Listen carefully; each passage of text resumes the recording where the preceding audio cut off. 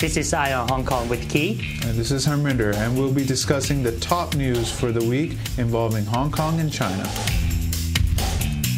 And welcome back to the second half of Eye on Hong Kong. And in the studio we have Bitcoin experts. We have James Bang and Simon Dixon of banktothefuture.com. And in the news lately, there's been a lot of demonization about Bitcoin. There's been it's a sham. It's a sham. Yeah. It's used for drugs and assassinations and all this illegal stuff, and we gotta regulate it. We need to close it down or regulate it or something like that. But in its infancy, I started looking at Bitcoin. I knew it was none of that. It's actually better than cash, in my opinion, in a lot of ways, especially like fiat money. So let's start off with a basic question. What is Bitcoin? Anybody can take that question. Okay, well, Bitcoin in its simplest form is essentially digital cash. Right. So it's cash for the internet. It mimics many of the properties. What I always like to say is a good way to start is to understand the difference between banking money and Bitcoin. Okay. And there's three properties which make it different. With banking, when you deposit your money with a bank, the bank actually becomes the legal owner of your money. Right. And the people in Cyprus found that out when it was confiscated. Right. To prop up the system. The second feature of Bitcoin is that when you deposit it with a bank, with banking, or with money in a bank, when you deposit it with a bank, they spend it as they wish, and so they direct the flow of money. Whereas with Bitcoin, essentially, you direct the flow of your money, you own your own money.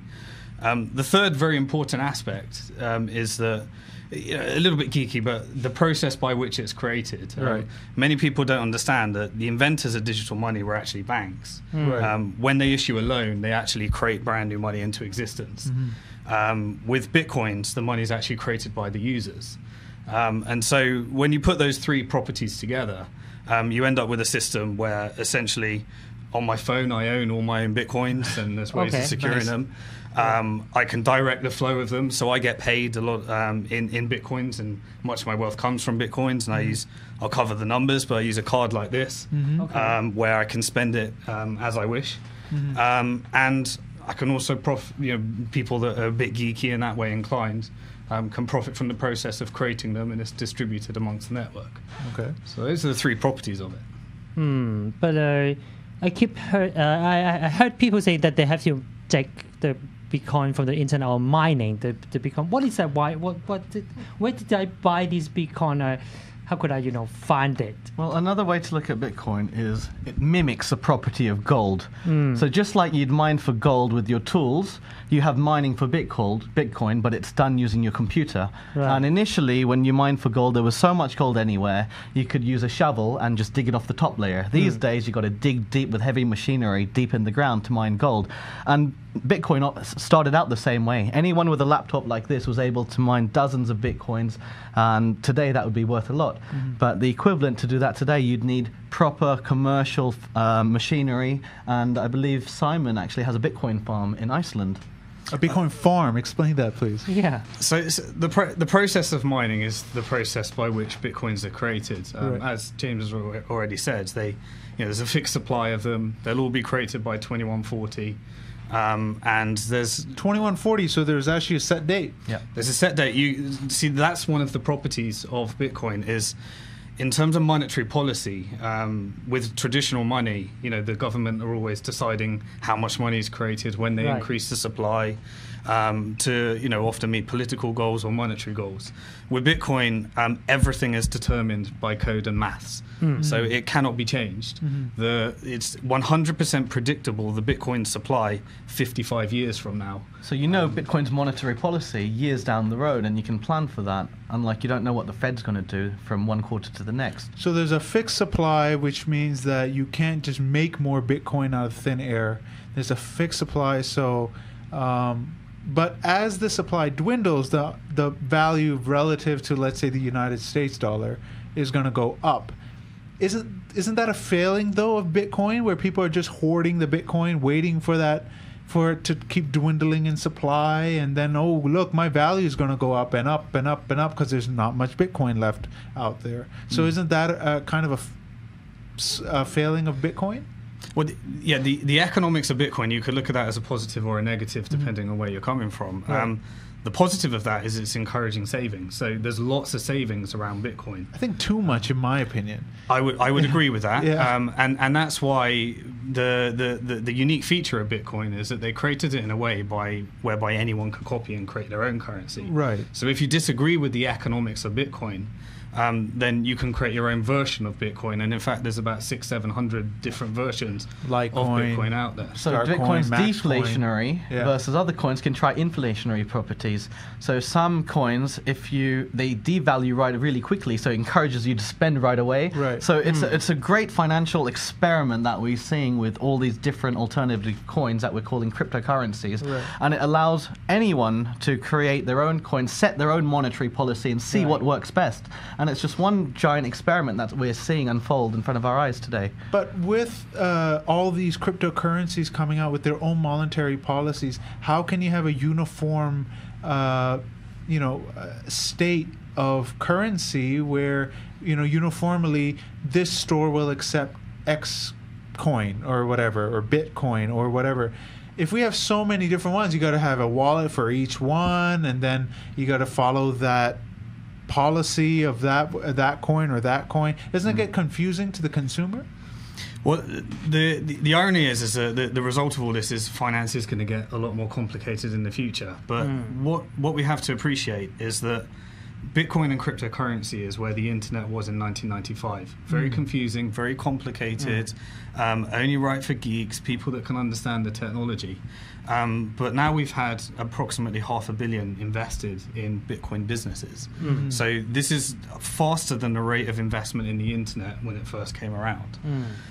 So now what all these entrepreneurs are doing is they're building applications which make everything easier. So I can, for example, take any of my favorite currencies. They could automatically be converted into Bitcoin, and they could be converted into Hong Kong dollars and spent on my card. I could go to an ATM and withdraw it as cash. Now, the problem is that banking is actually a very complicated process. If I tell you how banking works, when you deposit your money, it then goes into, that was created as digital cash and transferred and goes through a fund manager, and then the fund manager is taking your pension money and collateralizing it several times and then pushing up the price of property, and then that goes into a credit default swap. But no one asks those questions. Right. The reason they don't is because it just works. So the next process for Bitcoin is to build enough credibility whereby people just use it rather than try and understand all the intricate details behind But is it. it because the Bitcoin is internet money, would it facilitate the people to do money laundering here? Is it a problem for them? Well, you can do money laundering with just about any currency, and obviously there's a big misunderstanding about Bitcoin, which is that it's anonymous. Right. And what people need to understand is it's not really anonymous, it's pseudo-anonymous. So because it's an open ledger, people can actually see what you've bought. Right. They don't necessarily know who that address belongs to, but using that metadata and traditional law enforcement, you can actually find a pattern and pin that identity to an account using traditional investigation tactics. So when they say it's truly anonymous, so if you're a criminal and you do end up using Bitcoin any way you want to, trust me, you will end up in jail, because so it's actually even more transparent than the banking system. So the bank will lose money if we keep on developing the Bitcoin business, then they have no business of money laundering. And that's the blockchain, is what you're talking about. Right. So why don't you explain what is the blockchain? Okay, so there's several properties to Bitcoin. The first is this concept of a fully transparent, every transaction is published for people to see. So there's a couple of reasons for that. The first is, if you take, for example, things like credit cards, when you pay online, essentially what you're doing when you pay online is you're giving somebody that you're purchasing from complete trust over your data, and with that data, if they don't have the correct systems, they can pull money out of your account. Right. Because the details on your credit card allow you to pull money out. The way Bitcoin works is you never share the details with anybody that can pull money out. You only share details that they can use to pay you money. So much like bank details, if I put my bank details online, all one can do with that is they can pay me money. They can't pull money out of my account. So that system of credit card versus bank details is something that Bitcoin mimicked. It was, and it was designed to be a completely secure system, so people can't pull money out of your wallet, as it were. Another property of it is that every transaction is transparent. So anyone right now can download the entire history of every transaction in the Bitcoin network. Because of that, one of the very important security features is that the identity of each transaction, who actually is the end user that gets those Bitcoins, has to be anonymous. So therefore, if you implement traditional regulations on Bitcoin and require the financial institutions to attach an identity to each transaction, it compromises the security of the network, and we end up with the problems we have in banking. And the reason that companies like Visa and MasterCard have to spend 40% of all their revenues on fraud and debt protection is because you're giving all the details to people. So this is a much secure network in that sense. And those details are centrally stored, right? So once you hit a Visa or once you hit a Master, that's tens of millions of consumer details that have been leaked that people have to change, and that's a real headache you've caused for many, many customers. But in Bitcoin, if you've hacked one wallet or you've managed to double spend on one transaction, you've really limited that damage to that one account or that one transaction. And so you'd have to hack hundreds of thousands of computers to have the same effect of hacking one banking institution. So it shows being a decentralized network is much more secure than storing all your private data in one central location. I see. So is there any Bitcoin credit card out there in the market? We have what we call Bitcoin debit cards, which link to one of your Bitcoin addresses. So it can be an exchange, for example, where you have your Bitcoins and that exchange issues a card that can be used where Visa, Master, or EPS, depending on which issuer is on that card, you can spend your Bitcoins and you wouldn't even know you're spending your Bitcoins. The people who you're buying from, the shops, don't even know you're spending Bitcoins. To them, it's just money. But you're actually spending your Bitcoins connected to your account using traditional financial instruments. So that does exist in Hong Kong today. Oh, okay. Okay, so what about these Bitcoin exchanges that seem to keep collapsing? The most famous one is Mt. Gox, and then smaller ones from there. People seem to blame Bitcoin itself, but not the actual trading platform that was Mt. Gox and the other ones.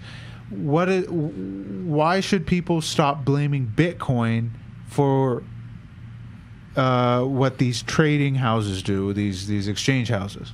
So this is quite a nice feature that ties everything we've been talking about together. You know, I don't think we mentioned, but you mentioned that because it's decentralized. What that actually means is that ties together this blockchain and this process of mining.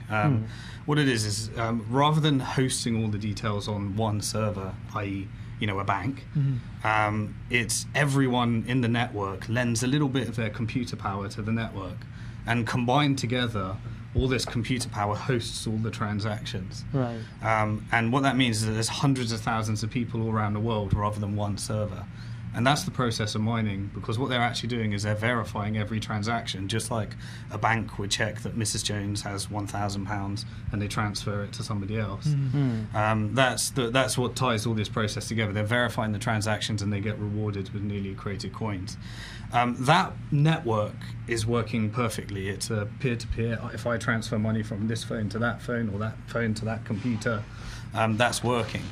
Now, entrepreneurs are creating services on top of that. And one of the first services was an exchange whereby you can exchange your Bitcoins for dollars or Hong Kong dollars. And Mt. Gox was the very first one to do that. Japan-based. It was a Japan-based exchange, and they were the first one to create a dollar exchange. Now that provided a very good service because it gave price to Bitcoins for the first time. And now it floats on the market and people can determine how many dollars it's worth. The problem is that a lot of these institutions don't do what Bitcoin was originally intended to do. What they do is they do what a bank does. They take your data, they store all the data, and there's a massive layer of trust involved in that.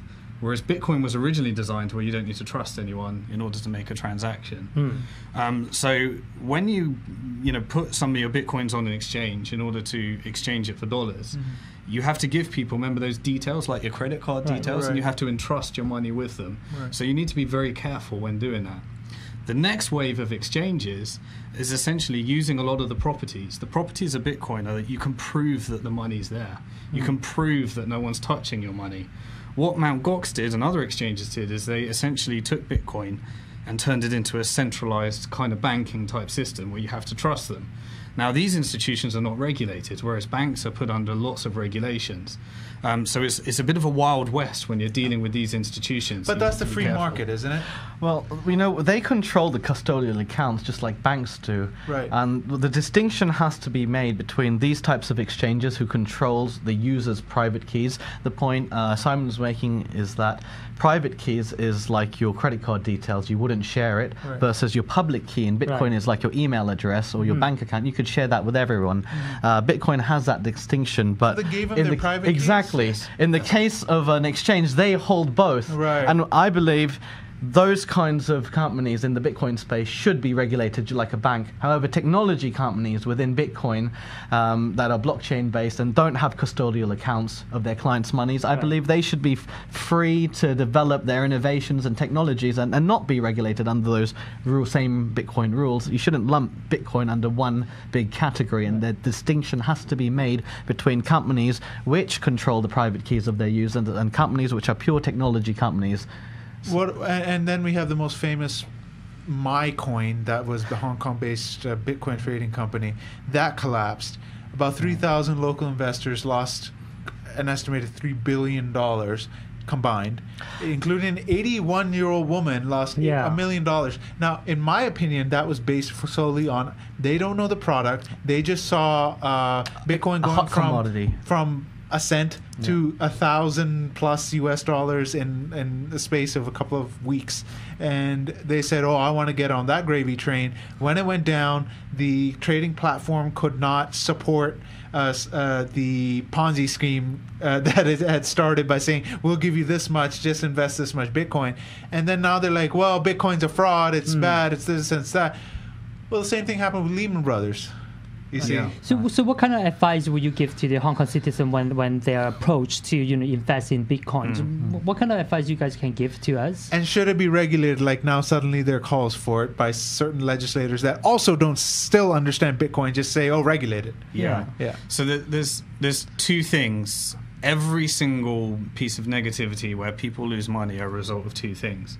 One is trusting an institution with your private key. That's always a bad idea. Okay. That's the Mt. Gox scenario. The second is investing vast sums into an unregulated institution that's operating essentially a Ponzi scheme. And that's what was the case with this. They were just taking your money, doing nothing with it, using new investors' money. Waiting for the price to go up. That exchange wasn't even running. It's fake details. It was just a pure scam. Yeah, okay. So, in terms of what can be done to prevent these things, firstly, you need to do your research. You need to, look out there, because, I'd never heard of MyCoin before this. So there's a lot from the internet that can be gained from doing this research, but never entrust your private keys. Right. Learn about the mechanics behind Bitcoin. There's lots of good resources out there, how to secure your Bitcoins, but try and do everything on yourself without entrusting somebody else to do it. Okay. Is the main rules. And secondly, if you're going to invest significant money in that, there are a lot of scams out there. There are a lot of Ponzi schemes with this, but there are also some very nice financial products that are emerging right now.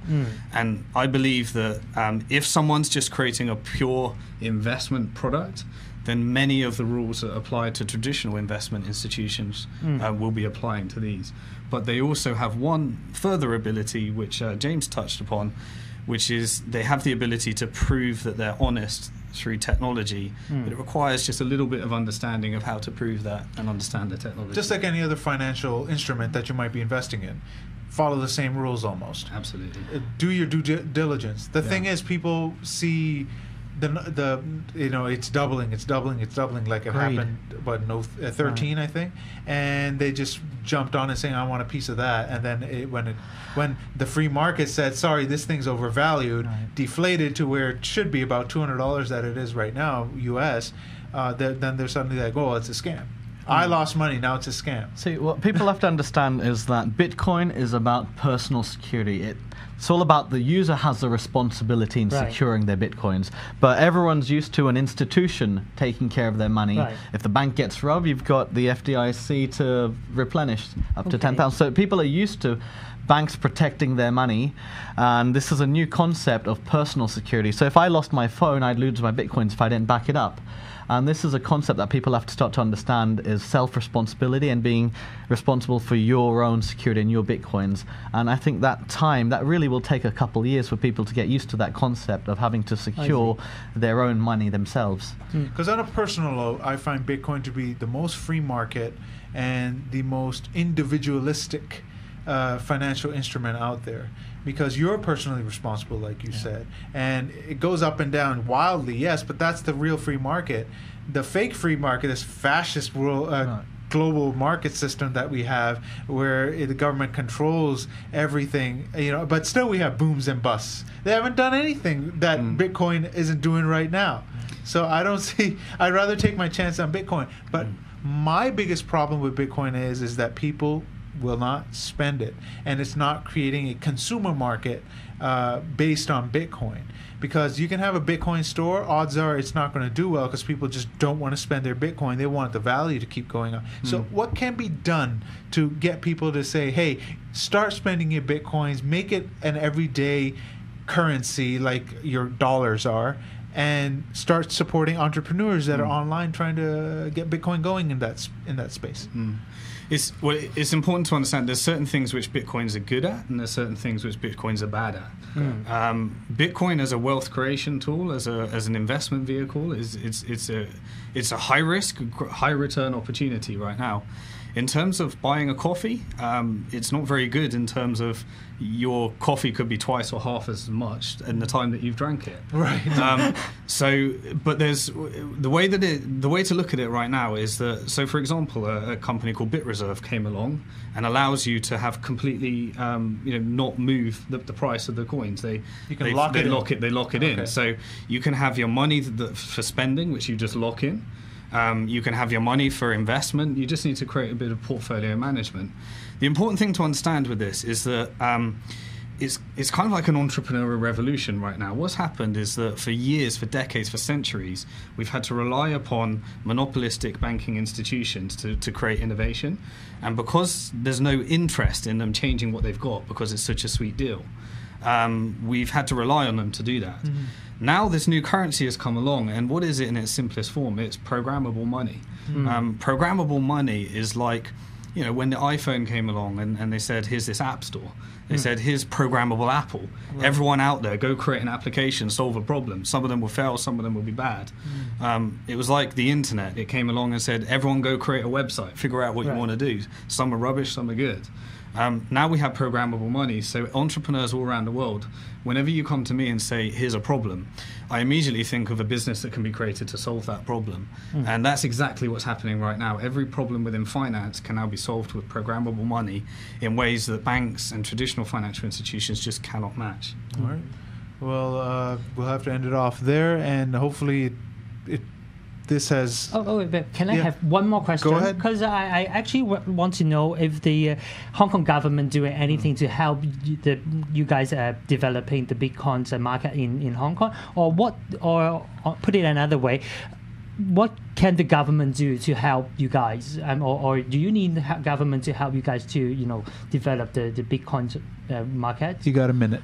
So I think the people in government in Hong Kong have been openly seeking advice from the Bitcoin community. So there is a communication channel existing, and so far they haven't overreacted to the MyCoin incident. They didn't, slam some legislation down. So they've been very patient with the Bitcoin community. So we do appreciate that, and we hope this dialogue continues in the next couple of years, and that the correct distinction is made between the custodial private people who control your private keys and the technology Bitcoin companies, and we want to make that really clear between the two. Here's an idea: you guys have a lobby group for the government for Bitcoin, because I think it's needed. Otherwise, there are going to be a lot of misconceptions still in Bitcoin. Because if you ask 99% of those legislators have no idea what Bitcoin is. Right. They only see the negative news. My final thought to government, it won't take a second, Yeah. is that one of the things we're looking at doing is combining Bitcoin with crowdfunding, which is funding businesses and creating new jobs. So there's a massive potential for job creation. This is a whole new market.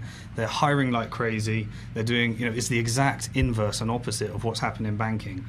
And final question: is Hong Kong so far the best place to have Bitcoin business, or is it London, or is it New York, or is it somewhere else?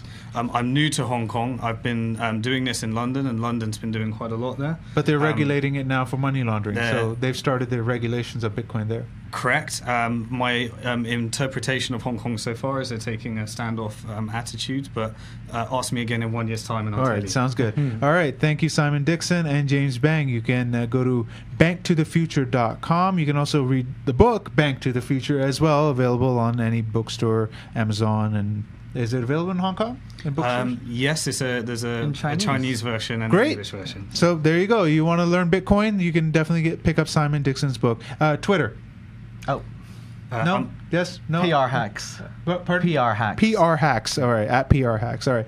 Finally, our wonderful Shame on You award. And who's it going to? Elizabeth Quat. Come Doctor. Quat. Dr. Elizabeth Quat for blaming the judiciary for making, I don't know, following the law. So, Elizabeth Quat, you have just received the Shame on You award. So you can enjoy that. You can go to our Facebook, facebook.com/IonHKPod. You can go to our Twitter at IonHKPod. Our YouTube is at youtube.com/MimiHK. You want to leave a comment, leave it on our Facebook or Twitter. We cannot do it on the YouTube comments. That's Mimi's platform. And we thank you to Mimi, as always, for giving us this space to host our show and bring great guests like this to explain certain areas that mainstream media seems to get wrong, as usual. Anyways, that's it for this week, and we'll be back again next week with a